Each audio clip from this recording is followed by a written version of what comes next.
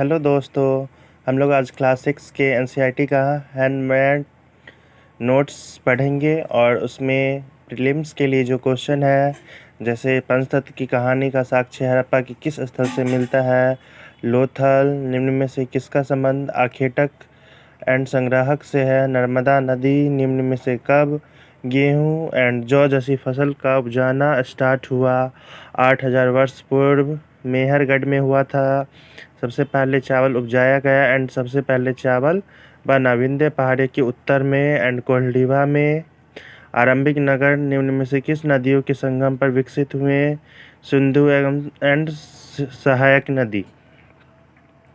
सिंधु की सहायक नदियाँ झेलम, चिनाब, रावी, सतलज। सहायक नदी उन्हें कहते हैं जो बड़ी नदी में मिल जाते हैं। पहला नगर सैंधव सभ्यता बना। सभ्यता का केंद्र सिंधु एंड सहायक नदी है। गंगा एंड उसके सहायक नदियों का विकास किस वर्ष पूर्व हुआ? आंसर है 2500 वर्ष पूर्व। प्राचीन काल में मगध के नाम से जाना जाता था गंगा के दक्षिण को। देश का नाम इंडिया किसने दिया? इंडिया शब्द निकला है, तो देश का नाम इंडिया ईरानियों और यूनानियों ने दिया और इंडिया इंडस शब्द से निकला है, जिसका संस्कृत में अर्थ होता है सिंधु।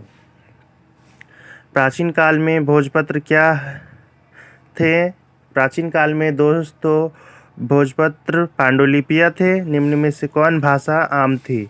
तो निम्न में से कौन भाषा आम थी?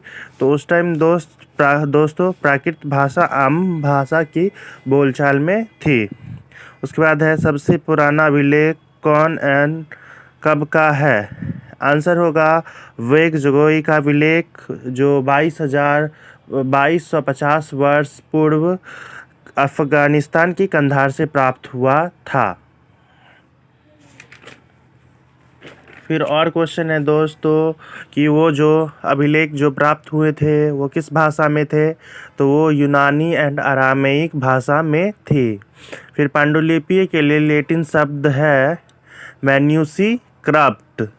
दोस्तों ये मैन्यूस्क्रिप्ट मतलब हुआ, ये अंग्रेजी में मैन्यूस्क्रिप्ट बोला जाता है और जिसका लैटिन शब्द मेन्यू होता है, इसका अर्थ होता है हाथ से लिखना। फिर है अंग्रेजी में BC को बिफोर क्राइस्ट, हिंदी में ईसा पूर्व को ईसवी पूर्व को ईसा पूर्व और AD हिंदी में ईसवी। एनो डोमिनिक नामक 2 लैटिन शब्दों से बना है, जिसका अर्थ ईसा मसीह के जन्म के वर्ष से है। कुछ महत्वपूर्ण तिथियां देख लेते हैं हम लोग। कृषि का आरंभ 8000 वर्ष पूर्व पहले हुआ था। सिंधु सभ्यता के प्रथम नगर 4700 वर्ष पूर्व हुए थे। गंगा घाटी के नगर मगध का बड़ा राज्य 2500 वर्ष पूर्व। वर्तमान लगभग 2000 वर्ष पूर्व।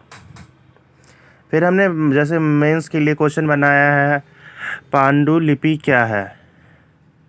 ये देख लो दोस्तों। जैसे हम अपने अतीतों के 100 वर्षों को कैसे जान सकते हैं? पुरातात्विक स्रोत और साहित्यिक स्रोत, इसके तो आप तो डीपली स्टडी करोगे तो वो आपको पता चल जाएंगी। फिर है साहित्यिक एंड पुरातात्विक स्रोत इतिहास की पुनर्रचना करते समय किन बातों पर प्रकाश डालते हैं?